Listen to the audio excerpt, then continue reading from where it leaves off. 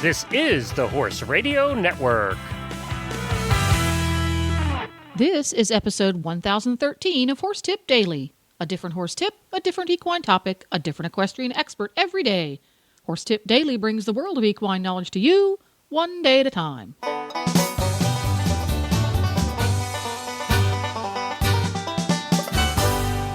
Greetings, horse people. Coach Jen here, and thanks for tuning in to Horse Tip Daily.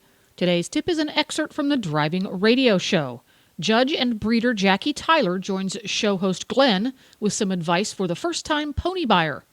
And we'll get right to our tip after this important message from Dr. Rose's Remedies.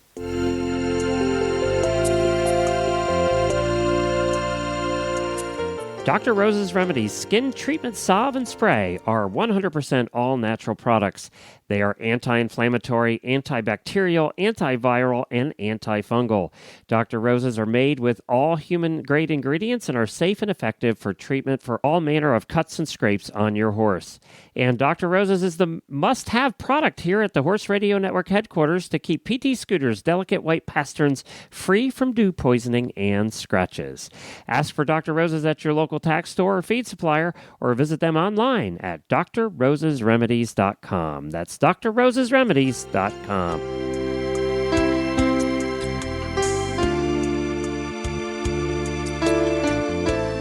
Question I have for our tip of the week is this. You already have horses. You're familiar with horses. Let's take my example. I've had ponies. I've had draft horses. I've had quarter horses. We've had thoroughbreds. But we want to look at getting our first mini. What do I look for? Where do I go? How do I not get myself into trouble? Well, my first recommendation is evaluate what you want to do with that mini. And depending on what you want to do with that mini would help define where you would go to find it. If you're looking for something that you want to go into the breed show with, my first suggestion would be go to the club website, find out where there's a local show, attend the show, do a lot of watching, walk through the barn, visit with people, kind of get a feel for what's going on at your local show. And from there, you can pursue going and looking at animals.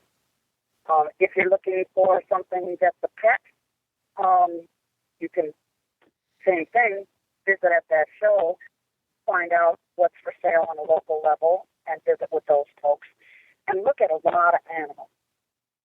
Don't buy the first one that you go see. Just force yourself, well, we're going to look at this one, we're going to look at that one. And like I said at the beginning, do your homework on what your expectation is. What do you want to be doing with that animal? And that would define where you go shopping.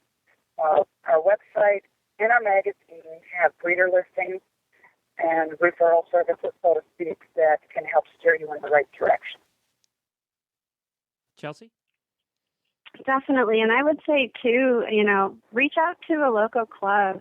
There's certainly lots of, local clubs that you can find in your region by going to the club website, and looking for sort of your region, and maybe contact your regional director and ask about some local clubs, or local members, whether you want to drive, you could talk to a local driving trainer, or you just want to, go to a show and see sort of what the mini breed has to offer. We have a lot of different classes for minis, from, halter and all the various driving divisions to in-hand obstacle or in-hand trail, as well as in-hand hunter and jumper. And, a great thing about minis is a lot of them can kind of do multiple of those events. And reiterating what Jackie said, kind of define what your goals are. Do you want a horse that can sort of teach you the ropes and how this works, or do you kind of want something that you can train yourself and whatnot? But definitely reach out to your local club.